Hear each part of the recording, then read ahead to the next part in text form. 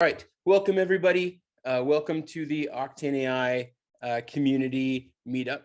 We do these every single Wednesday, and we've actually been doing them for 2 months straight now. So this is our 8th show, which is pretty awesome. 8 weeks in a row.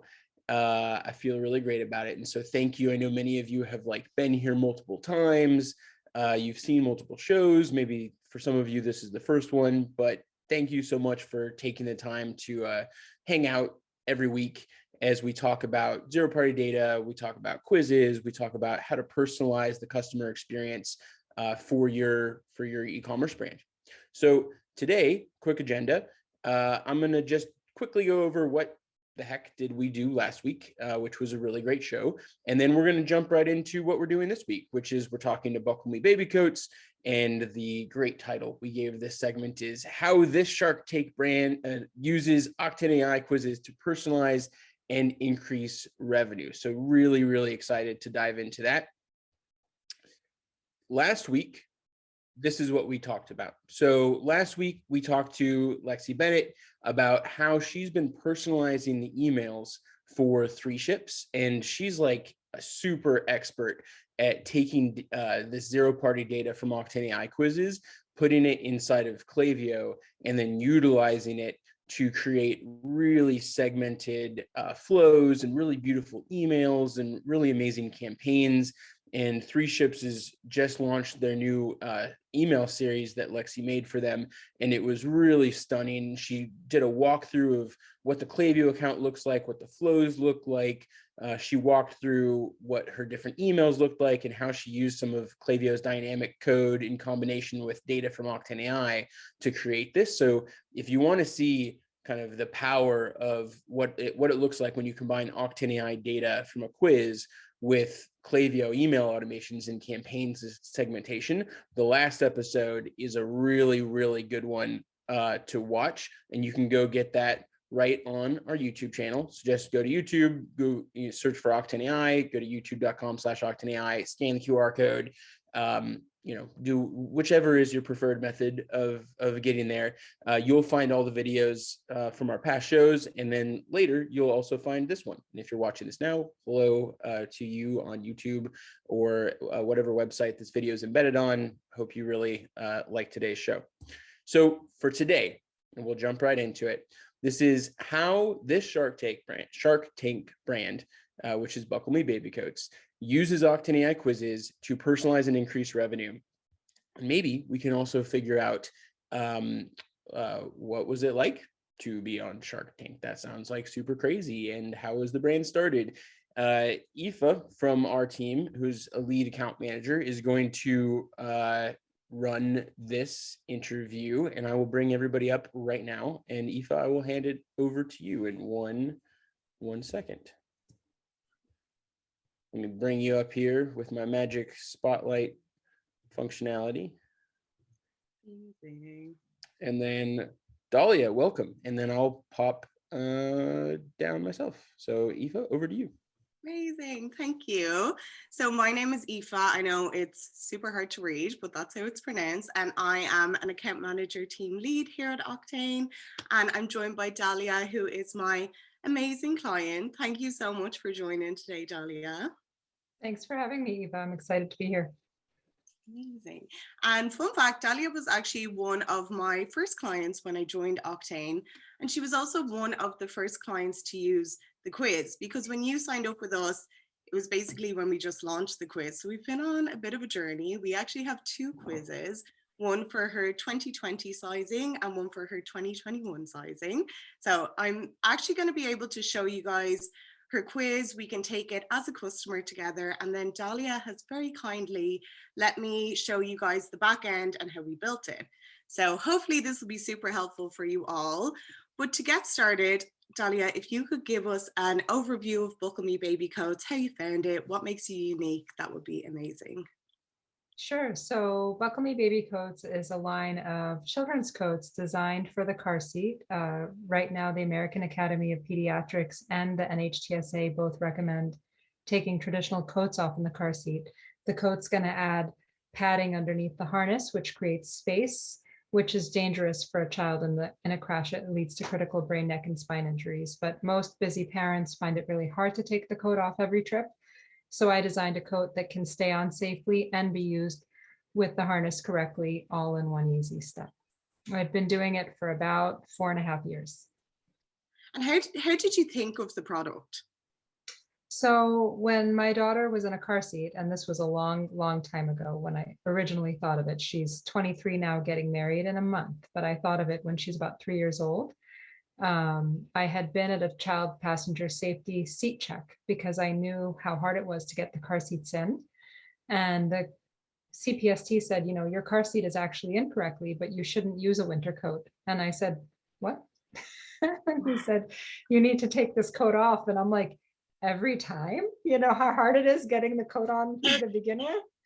And he's like, that's what you need to do. And I went home and I did the research and looked into, you know, what he was talking about. And the science scared me, you know, the internal decapitation that can come from something as simple as a jacket. And I tried to keep up with the rules. It was very hard. She didn't want to take her coat off or put it on. And then one day I was thinking, you know what?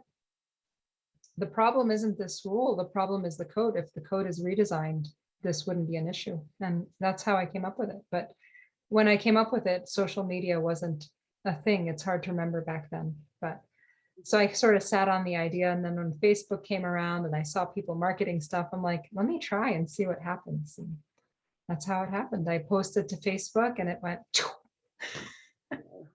That is amazing. Thank you for that. So now that we have a bit more information about your brand, I do want to take everyone through the quiz, if that's okay. So I'm going to share my screen. And let me just move this. Can everyone see my screen okay? Ooh, awesome. Yes. Cool, thank you. So this is Dahlia's site, Buckle Me Baby Coats. And as account managers, one thing that's really important to us and to brands as well is the placement of the quiz. So we always recommend having the quiz placed on the navigation bar or the homepage, ideally both. For me, I personally prefer the navigation bar just because when you are on the homepage, when you're scrolling, it can be easy to miss it, but on the navigation bar, you can't really miss it. So when I click onto here, we can see that Dahlia has her 2 quizzes here. For the purpose of this interview, I suppose, I'm just going to focus on the 2021 quiz. So let's take this as if we are a Buckle Me Baby Coats customer. Alrighty. So the first question, and sorry, my computer is loading so slowly today, is who are you shopping for? And I'm going to choose my little one. And then the next question is how many children are you shopping for?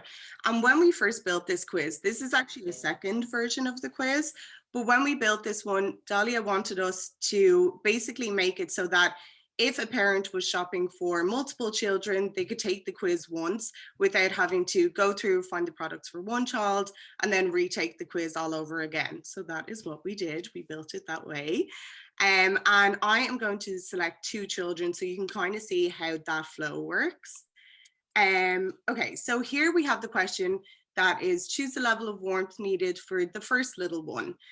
So there are 3 different products with Buckle Me Baby Coats: Toasty, Toastier, and Toastiest. And basically they're different levels of warmth, but if someone was brand new to the brand, they obviously wouldn't know that. So what we've done is add in a chart here that kind of tells the customer the difference between the 3 products and hopefully helps them pick which is most suited to them. So I'm going to choose Toasty. And then the next thing we need to figure out is the sizing.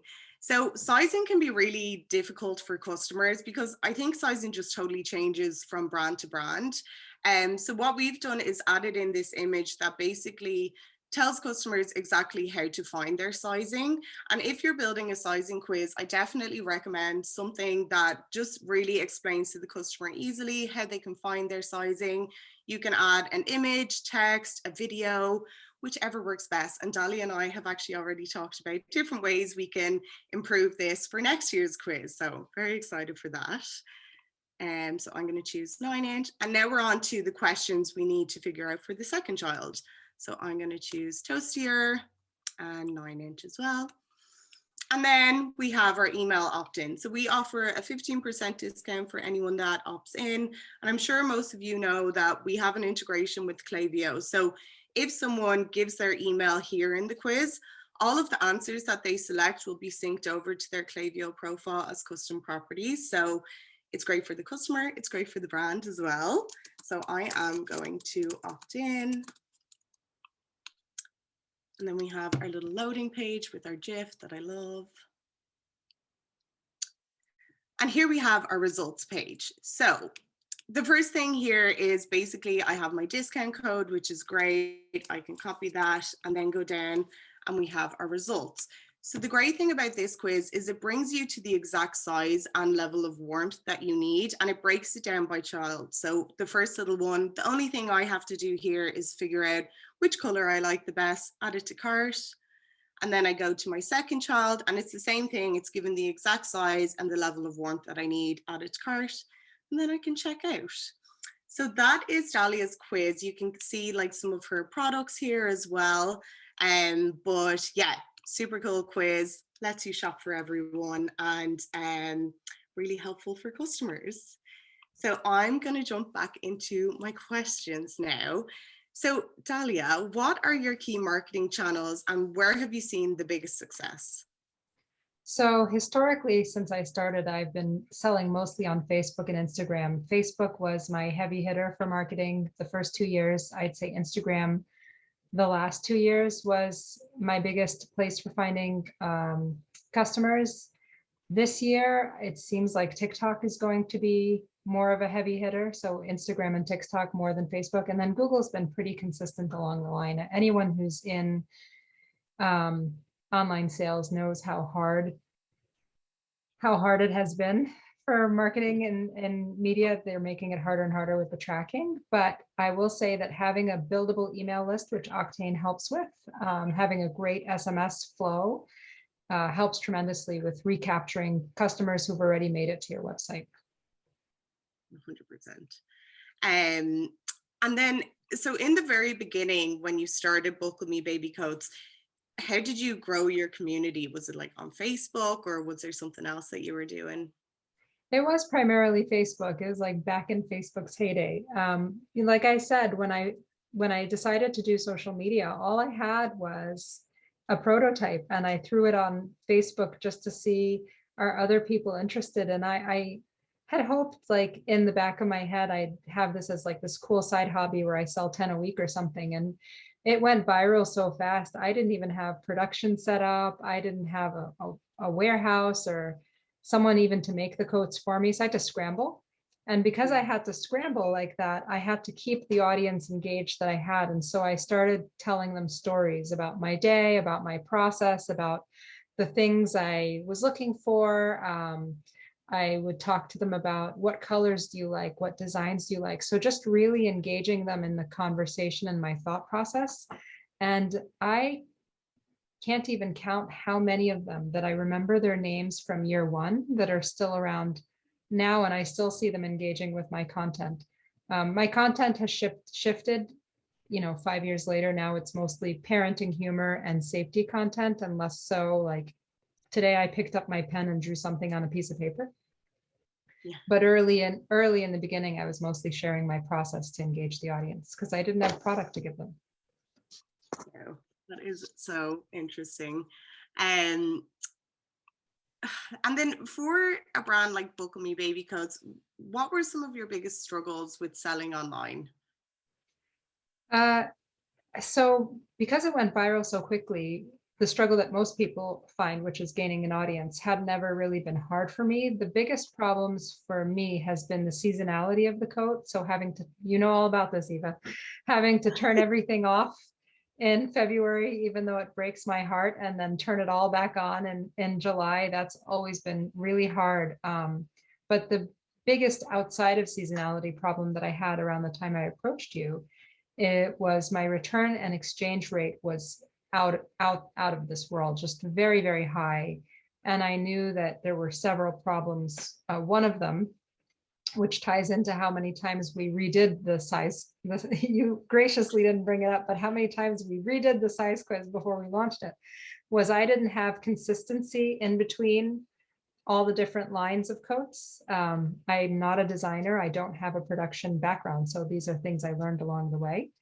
That influenced my return rate. And the other thing that influenced my return rate was people don't really read the size charts I had on. So your size quiz has been invaluable in reducing my exchange and return rate so dramatically. It's been wonderful for the lifeblood of my business. I don't remember who was talking. I think it was Zach who had said, I reinvest every dollar back into the business. So all this money that I've saved on returns and exchanges and lost sales because of that has gone right back into growing the business, which has been wonderful. Amazing. And I don't, do you have any like numbers around how the quiz has helped with returns? Or I think we talked about this before, but yeah, I haven't done a formal count, but I can kind of back end into it. When we first started, I think I was selling between 5,000 to 8,000 coats a year, and I was easily processing 20 to 30 returns and exchanges a day. It was insane. And this year I sold about 50 to 60,000 coats, and I'm processing probably about 20 to 25 returns a week. So it's a dramatic difference. Awesome. Love to hear that. Yeah, me too.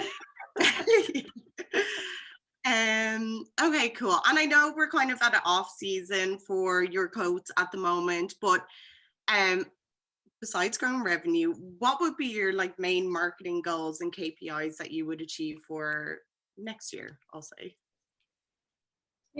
I saw that question on the paper you sent me. I always want to grow. You want to grow, you want to scale, but KPIs aren't really my driving feature. This coat is a coat that's designed to save children's lives. So my goal is to reach as many people as possible. And as cheesy as this might sound, it's not even to sell them a coat, it's to educate them on this is dangerous for your child. And even if you don't buy a coat from me, here are the things you could do to make your life a little bit easier and keep your child safer. So, I hope to scale and reach more and more people with the same message every year, even though social media doesn't make that terribly easy. That it's not a very direct answer, and I know it's not the grit, the nuts and bolts numbers that people are looking for, but that has always been my goal, to reach more parents. Yeah, no, I love that. I think that's nearly a better goal. Okay, amazing. So I am going to move on to something super interesting, which is Shark Tank and your Shark Tank experience. Shark Tank. I think we all want to know everything about it, but to start off with, how did you find yourself on Shark Tank? I have always been a Shark Tank junkie. So once the shift had happened in my head from this is not a side hobby, I think this was somewhere at the end of year one, I was like shipping coats out of my kitchen still. It's like 1 o'clock in the morning. I'm frantically shipping. I've been shipping all day. And I'm like, this isn't a side hobby. This is a full grown business. And I'm like, I want to be on Shark Tank. So I started applying. I actually applied 3 years before I got on. The first year, the application process is very long. It's like 6 months. And I had made it all the way to the final step where they had said, here's your film date. And then they came back and said, we've changed our mind. Feel free to apply again next year. And I was devastated. But it was probably the best thing that happened because I wasn't ready. I didn't have distribution set up. I didn't have fulfillment set up. I didn't have a size quiz. So if I had all that traffic funneled to my website, it would have been a monstrous disaster. So sometimes waiting a little on the things you want is better. But year 3, when I applied, I almost didn't because I was kind of sick of the process. And I'm like, I'm going to give this one last hurrah. And I made it on. And I learned later that a person who was on the same year had applied eight times, which is a lot of tenacity. I don't know that I would have applied that many times, but that's how I got on the show, just through applying. Wow. Fair play to you, because that is dedication, and 8 times is super dedication. Super dedication. And then how did you find the overall experience? I think I would be so nervous on anything like that, but you seemed cool as a cucumber. So I'd love to know like how it was for you. That's very kind. I was super nervous. And I know this doesn't really come across very much, but I actually neither like being on camera nor like being the center of attention. I've learned a lot in the past 4 years in trying to market the coat, because there's no way to market the coat but hide behind a magic curtain at the same time. But I was super, super nervous. I was the last one to film that day. So I think by the time I stepped onto the carpet, it was 8 o'clock at night, and I'd been sitting sequestered in a cafeteria since noon or something. Like, I was so both exhausted and hopped up with coffee at the same time. But I was nervous. They are so nice. Oh. They off camera, like when the camera's not pointed at them, they would like go like this or cheer or smile or go like this to me to smile, like just super encouraging. All 5 of them, you know, you walk in nervous thinking they're going to tear you to pieces, but they really couldn't have been nicer. Wow. Very supportive people. That's amazing. Yeah, You wouldn't really assume that from watching the show, but that is great to hear. there's And a lot you miss. yeah, definitely. Especially if you were there for that long and we only saw a bit of it. Yeah, um, they filmed for about an hour and a half, and then they cut it down to about between 5 to 8 minutes. Mine was 8 minutes long. wow, amazing. And were you able to get an investment in the end? I walked in wanting to get an investment either with Damon or with Barbara, and I ended up getting offers from Damon, Barbara, and Kevin, and I ended up making the deal with Damon, and it's been really wonderful. He's been a wonderful support too. Amazing. Yeah. That is good to know. Um, apart from working with Damon, are there any other benefits that you saw from being on the show? The amount of site traffic was mind-blowing. If I could have that much site traffic to my website every day of my life, I'd be the happiest person on earth. But it just gives, you know, when you're starting a small business, especially when you don't have connections in the field that you're in. I'm a mental health counselor. I have no connections in the world of production, design, retail, whatever. It gives you a ton of clout, credibility. It opens doors that maybe weren't open before. It's an interesting story. Everyone wants to hear about it, which is always great. So it's a good talking point. Lots of news coverage. I mean, it's a great experience. Amazing. Yeah, I loved seeing you on it. So super interesting to learn more details about it. Okay. Do you want to hear something really crazy? Yes, you know, when you walk through, you know, when they show the people walking through the hallway and then they stop. First of all, when you're walking through that hallway, you don't hear music. There's no music. It's dead silent. And then they tell you that you have to stop on this rug on an X. And when you stop, but you can't look down. So here's what you're thinking as you're walking through that hallway. Don't trip on the carpet, dummy. And then you have to stand on the X and stand there still for 90 seconds without talking, moving, or saying anything to the sharks while they adjust all the lighting. And it's the most awkward 90 seconds of your life. I imagine. I'm sure it felt a lot longer than 90 seconds as well. It's very weird. Yeah. Oh my God, that is super interesting. Okay, I'm gonna move back to more quiz questions, if that's okay. So I think we kind of touched on this, but the main need for the quiz was basically to help with returns and sizing. Awesome. Yes. Okay. Reducing the exchange and return rate, which it really did fabulous with. Okay. Apart from that, is there any big learnings that you've taken from having a quiz? So I don't know that I would have thought of making the sizes consistent between lines if we didn't have the quiz. It's the quiz that made me think of it, because if you remember, we actually had like a quiz for Toasty, a quiz for Toastier, a quiz for Toastiest. Like, it was so ridiculous. Yeah. And within my embarrassment of saying, Eva, I have another change I have to make. I think that's when I had that moment where I was like, I should make these all consistent across styles. They should all have the same body size. That would make more sense. So that's something that came to me out of putting the quiz together, but it's not like a direct kind of quiz question. Yeah, no, that makes total sense. And then is there, so that's kind of all the questions I have on the quiz. Other than, is there anything that the quiz doesn't do right now that you would love for it to do?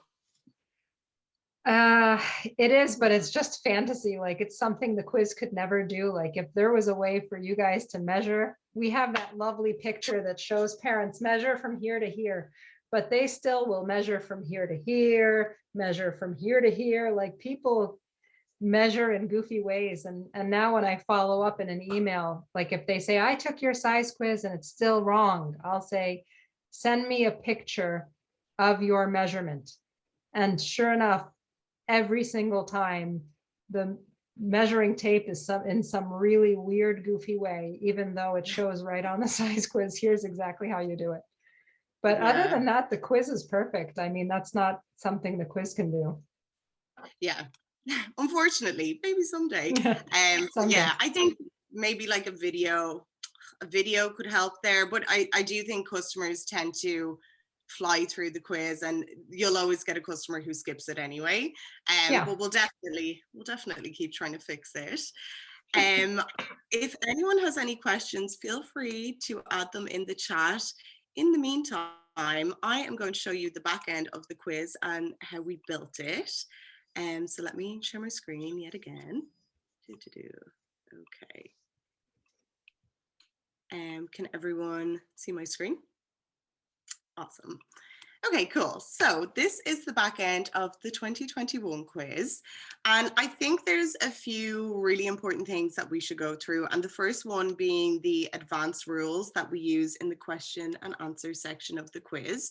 So as you all know now, when we built this quiz, we wanted to be able to let parents or grandparents, whoever was shopping, shop for multiple children. And to be able to set that up in the quiz, we had to put rules on the actual questions and answers. So that if someone gave a specific answer, we could bring them to a specific next question. So for example, if someone's shopping for one child, we will bring them to, I'll show you here, what level of warmth does your little one need? But if someone's shopping for multiple children, we want to change the language a bit. So for multiple children, we bring them to the question where it's choose the level of warmth needed for the first little one. Basically how we do that is we set up rules. So that's set up on this question here.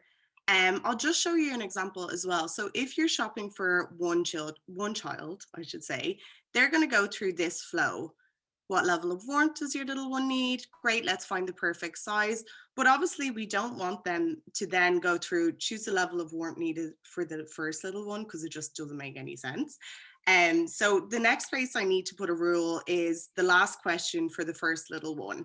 And I don't want them to go straight to their results. I want them to go to the email opt-in. So I basically want them to skip the flow for multiple children and jump straight to the email opt-in. So if you're using advanced rules in the quiz, the first rule you'll need is on the question to get them to their flow, and then make sure you put this last rule on as well so that they don't go through a bunch of different flows and it makes no sense. So that is kind of it for the Q&A section. Everything else in the Q&A is super easy to build. You can have multiple choice, picture choice, collect text, any of your opt-ins, and we also have explainer screens. The next thing I want to show you is the results pages and how we built that. So we actually broke these results pages down by the number of children a person was shopping for, but we also broke it down by whether they had opted in to the email list or not. So if they opted in, they were getting a discount code, and if they didn't, there was no code on their results page. So I'll show you how the results page that I landed on when I took the quiz earlier was built. And it might look a little bit, oh, this computer is frozen. There we go. And it does look a little bit overwhelming, but it actually isn't. It was a pretty straightforward quiz to build. I remember the first time I built it, Matt had to basically hold my hand the whole way through, but after a while it started to make sense. And so as you can see, because this is for our opted-in users, we have our discount code here, and then we have all of our different products. So the first thing that I need to do to get customers to this results page is set up the rules, which is how many children are you shopping for? 2. and then the email opt-in, which is answered. So within the results page, we have these things called content blocks. And this is basically what I will show to customers based on the answers they've given. So the main answer they need to give is to and answered. And then I have the content blocks, which are broken down by the level of warmth of a jacket. So if I show you here, toasty is one of the levels of warmth. And I have a rule here so that if someone who is going through this flow answers toasty, they're going to get these product results.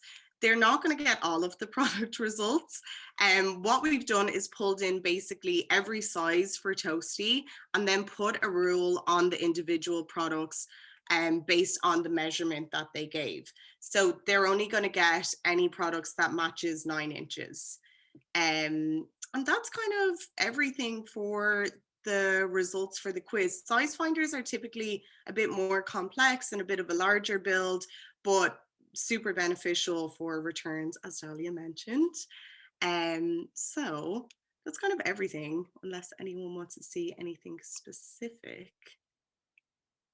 I'm just going to look at the questions. Could you put a GIF of how to measure while the results are calculating? Yeah, you definitely could put it there. It might be a bit late in the flow is the only thing. You kind of would want it where they need to measure, but you could definitely do that if you wanted to have it twice, maybe. Let me see the other. Do you utilize, oh, this is for Dahlia. Do you utilize the collected data in any marketing other than assisting with the product selection sizing? Oh, I think you're on mute. Thank you. As of last year, the coats were my only product, so there really wasn't a place to use that data somewhere else. But I do have a couple of auxiliary products launching next year, next season, so in the fall. And I am planning to use a lot of that collected data for remarketing some of those things. Love it. Okay, and then what was the biggest challenge when building the quiz? I don't think it was a challenge. It's just, as you could see from the back end that I showed you, there's a lot of products, a lot of different sizes. So you really have to like add everything and then add the individual rules. So it wasn't a challenge, but it was time consuming. Thankfully now we have where you can copy a results page or copy a content block, so it makes it a lot shorter. But yeah, I think maybe the having to change the sizes a few times was a bit of a challenge, but not that big of a deal. Yeah, and Ken, I want to add that it wasn't a challenge due to Octane. It was a challenge because somebody kept giving somebody else the wrong numbers. I was the person to blame. But Eva was super gracious about it. No worries at all. And then Matt wants to know, are you doing anything on TikTok yet?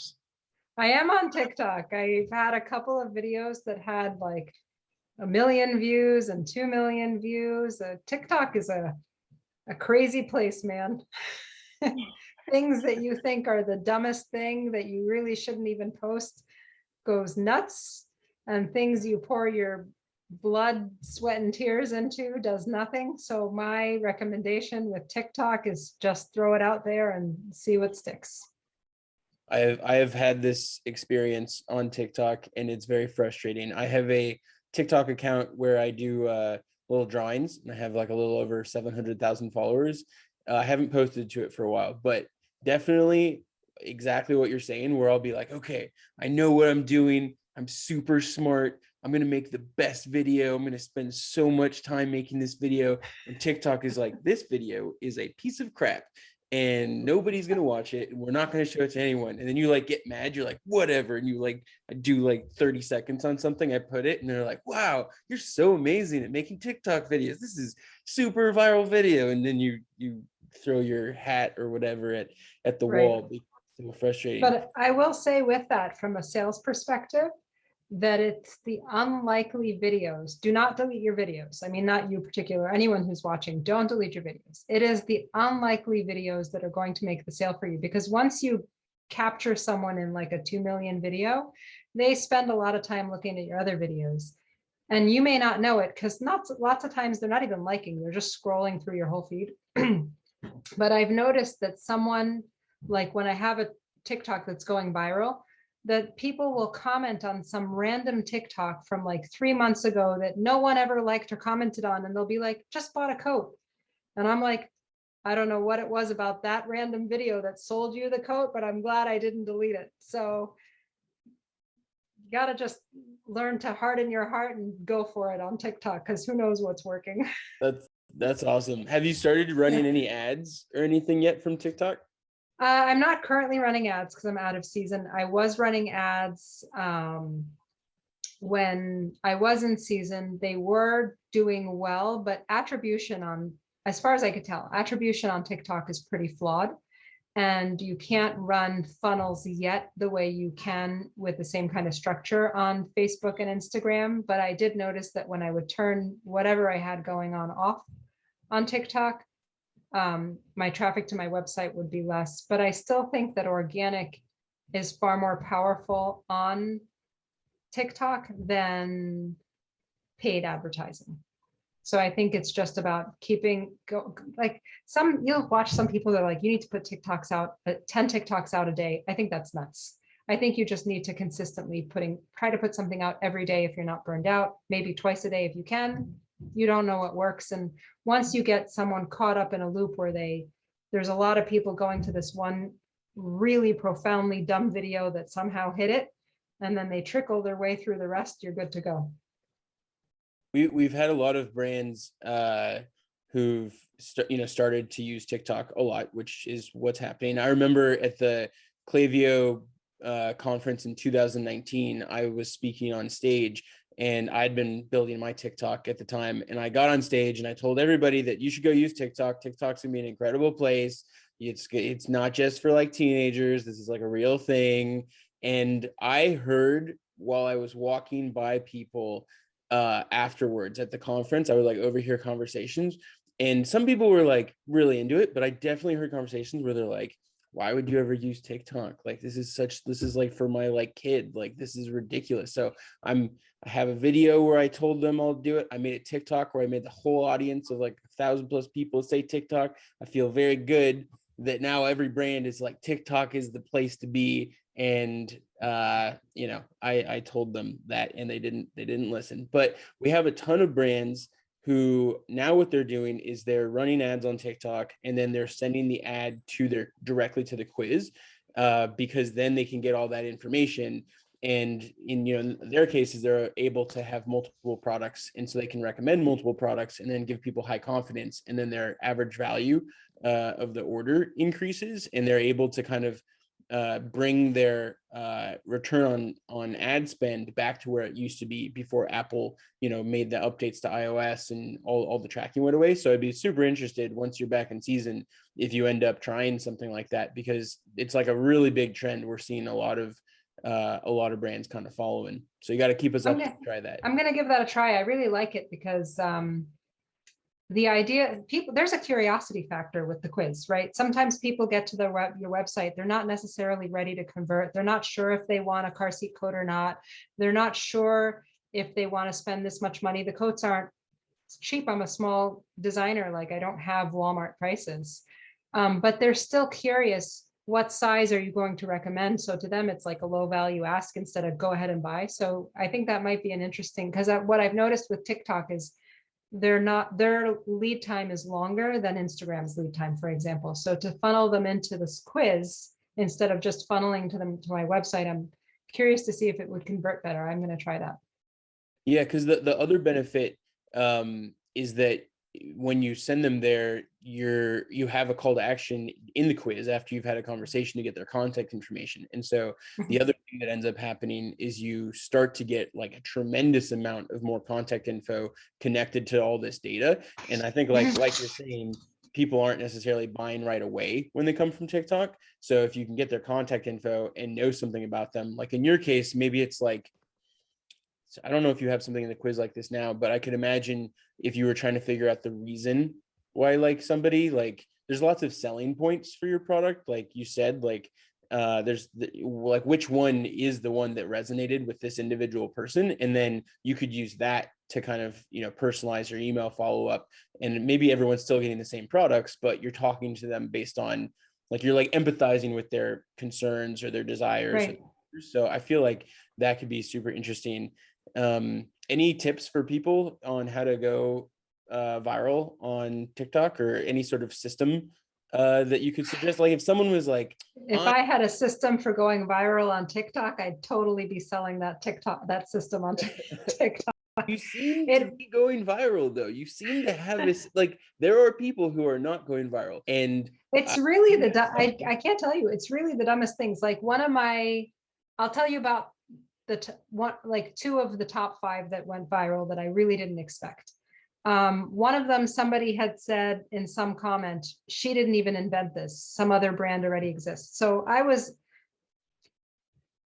this is how much I did not expect. I didn't look like this. My hair was half gray because I hadn't dyed my hair in a while. I had glasses on, no makeup, hoodie. I looked disgusting. I don't think I even brushed my hair. It was that bad. I think Eva's seen this look. You've seen this look. So, and I picked up my patent and I'm like, this looks, I wasn't even being polite. This looks like my patent. This looks like my name. Maybe the patent office is wrong. That was the end of the TikTok. That was the whole TikTok. Did you have like their comment on like the top too? Yes. Yeah. I do that with most of my TikToks. I respond to other people. 2 million comments later, and I'm sitting there thinking, man, I wish I at least brushed my hair. Like, I could have. Wouldn't have killed me to brush my. Whatever you did is what worked, right? Like, I feel like that's like the thing with TikTok is like Instagram, you need to be like really buttoned up, like really get the shot posed, like everything. Whereas on TikTok, you got people green screening with like little choppy bits like all around them. Whatever. And, like just pure chaos over on TikTok.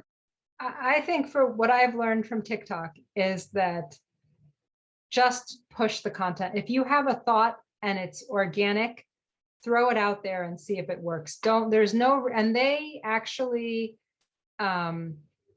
each TikTok that you create is judged by the TikTok algorithm independently of the ones before, unlike Instagram. So even if you have 7 duds in a row, they don't penalize you for that. And if you have one great one, that doesn't mean your next 10 are going to be great. So if you have an idea and you can film it, just film it.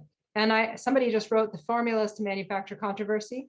I think that's also kind of true. They like a good old snarky controversial topic. Okay, so the 3 tips on how to make your brand go viral on TikTok from Dolly. Don't brush your hair. Tip number 1, don't brush your hair. Tip number 2, be controversial. And then tip number 3, as soon as you have an idea, doesn't matter what it is, just go do it and try this repeatedly, and you're going to have massive success. And you too will not need to buy ads. Absolutely. Matt, you said something. You said you were talking about TikTok in 2019. I was thinking about TikTok in 2019. My kids, I have younger kids. So I knew what was going on with TikTok because I pay attention to what they're doing. And I kept having that thought, this would be fantastic for my brand. And I didn't do it until the beginning of 2021, I think, after COVID started, because it took me that long to convince myself that I could make daily videos that I'm in, because I was so used to hiding behind the very curated Instagram. It's so much easier to me, but I'm like, I need to put myself out here. Instagram, Facebook are dying. It took me that long, but you're right. You just have to put yourself out there, adopt it, do it, get it over with. And in the end, nobody's paying attention or judging you anyway. You're judging yourself more. So just do it. And if they judge you, then get ready for a viral video because you're about to. You got it. Snappy right back. And then, so do you have like a list of like right now, like, that tomorrow you're going to make a new TikTok, or later today, or like later this week or whatever, right? There's like some TikTok that you're going to make that hasn't happened yet. Is that like written down somewhere right now? How does that look? TikTok really doesn't, you tell me if your experience is different, but I don't think TikTok lends itself really well to that because it changes so fast that the songs or the trends, like if you try to think 2 weeks out, chances are whatever you're thinking of is gone. That's why I was like, just, you have a thought to it, like you're scrolling. First of all, sorry, that got really strong. First of all, I think in order to be successful on TikTok, you have to consume TikTok. I've seen a lot of brands who are trying to hop on this TikTok bandwagon, but they don't watch TikToks and they just don't get it. Like, I think you have to consume TikTok and be very careful of how addictive it is. But I think it's more of an in the moment app than a planned out app. But that being said, I do have probably about 20 TikToks in my drafts that I've created but never posted for days when there are days I'm just not feeling it, but I don't expect them to do wildly great because they're not attached to a viral audio or a viral trend, but they're there as a placeholder if I need them. Have you ever tried remaking one of your TikToks, like the patent one? I've seen people do that where it's like you can really like squeeze, like a successful thing and make it in like a couple different variations, and it really will work pretty well. I've seen that girl who does the the one she talks about like what her job is, and everyone's like, maybe she's a this, maybe she's been squeezing that trend out for like a solid year and a half now. I've tried a couple times. It doesn't seem to work as well for me. And I've had a couple of people who are followers comment like, why do you keep making the same video over and over? So I had to kind of step back and say, what audience am I trying to build? Am I trying to build an audience of kind of recycling through brand new people every 10 days, or I'm trying to get people to come and stay? So my goal personally is to get people to come and stay. So I do tend to rely on new content all the time. But that being said, when I'm back in season, I do plan to revisit viral type posts from last season and recreate, because nobody has a 1-year memory. Like, they're not going to be remember, oh my God, she posted this in September 17th of last year. I can't believe she's posting it again. No one's going to remember that. So I do plan to recycle in that sense. And if they do remember, you can write their name down because they're obviously your top amazing fan all time. I know, right? Send your special discounts to those people who can remember that. No, yeah, TikTok is like crazy. You got to make sure, if you're not doing it yet, that I think you can now put your products from Shopify onto your TikTok page. You have to have a business TikTok account in order to do that. And okay, so wait, that's an interesting point here, because there's the dilemma, or maybe not a dilemma, but you can. It is a dilemma. You can have there's two types of TikTok accounts. For everybody who doesn't know, there's a personal TikTok account and then there's a business TikTok account. And the business TikTok account, they're like, ooh, do you want some more analytics and you can do some different types of ads? They're like, come over to like the business side. There's so many great things you can do here. And then you're like, yeah, okay, we'll do that. And then they hit you with like a major flaw in the system, which is, what is the flaw? Why do you not have a business account? Because then I can't use any of the trending sounds. You're limited to this teeny tiny little dry list that no one wants to listen to. So like, how does a song end up on that list even? Like, that's like, I don't know what happens. Like, it's like the worst. It's like a song. None of them have actually gone viral ever. Yeah. It is a sad, sad place. It's like elevator. Going back to what you were talking about in terms of funneling people to my size quiz, that might actually solve that problem, because the size quiz is essentially shoppable. Right. Yeah, that could be my shoppable link, because I've kind of really mourned that I can't create a shoppable. I have to make this choice. And so far, I've been choosing to keep the personal TikTok. I think it does better than the business one. So I might try that, because I think it'll make a good shoppable link.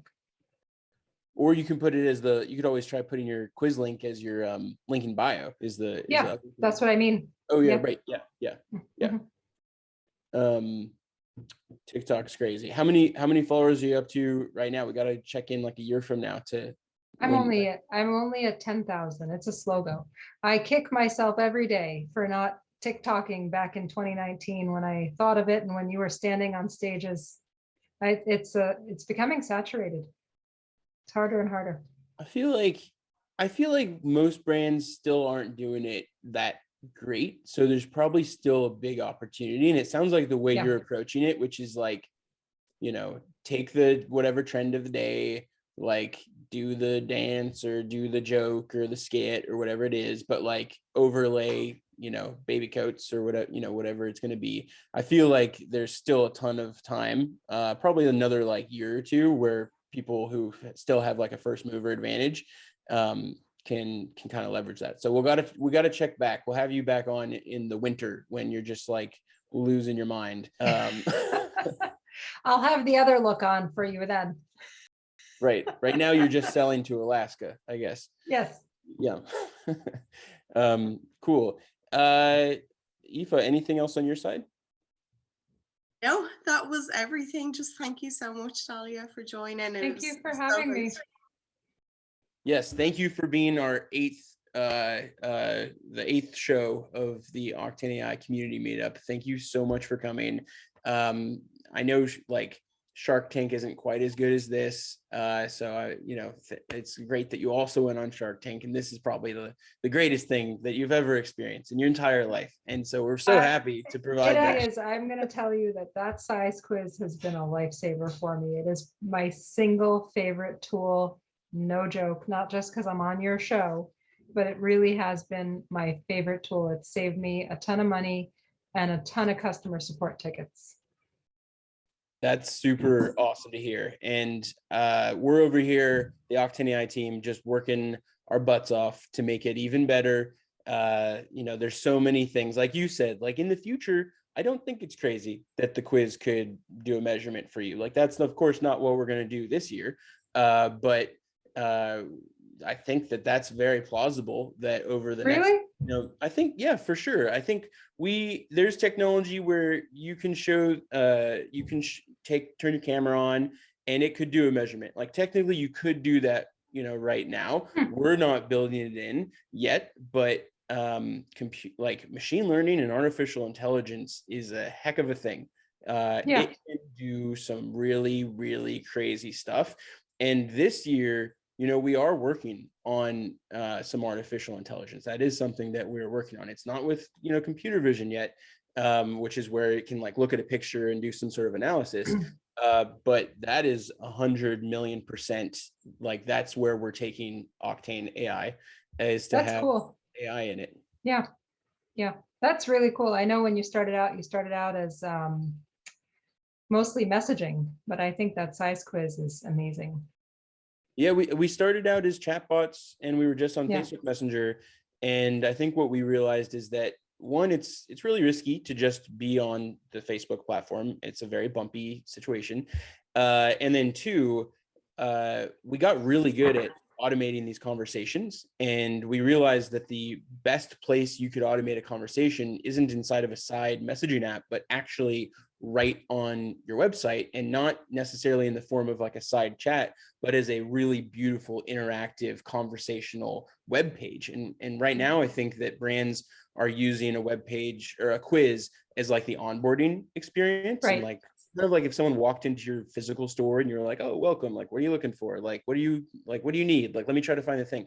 But our vision for the future is that these quizzes, we're going to make them even easier, like infinitely easier to make. They're going to be able to use artificial intelligence. They're going to be able to think for themselves. And once that happens, you're not just going to have like one quiz, right? Like in a store, there's infinite number of conversations that your employee or you in the store is going to have with a customer. And on your website, why would it be any different? And so that's what we're going to be able to provide. Maybe they have a question about a specific product or specific scenario, or they need help with a specific thing. All these things can be automated and then go back to kind of like a centralized brain on your behalf. And then it doesn't matter if you just went viral on TikTok and like 1 million people just walked in your store. Like in a physical store, you physically couldn't handle the capacity, and everybody's brains would explode and nobody'd be able to talk and hear anybody. But online, through technology, we think that kind of experience can and should be powered, and it's kind of better for the consumer, and it's better for the brand, and it's kind of better for everybody. So we're not there yet, but that's what we're working towards. Well, I was, like Eva said, I think I was the first person to use the quiz, and I'm looking forward to being the first person to use whatever comes next. We will tell you the moment that there is something like that, and it's parts of what I said are being worked on, and so we will definitely let you know. And anybody else who's watching who is not working with us yet, definitely hit us up, and we can, you won't get it at the same time Dahlia will be, because she's, we have her name written on a whiteboard and she's top of the list there, but you can get her after a couple, some people after her for sure. So Dahlia, thank you again. Aoife, thank you, Matt. Thanks, Eva. Everybody, thank you for coming. This is the 8th show out. Everybody have a great week. Talk soon. Thanks, everybody. Bye.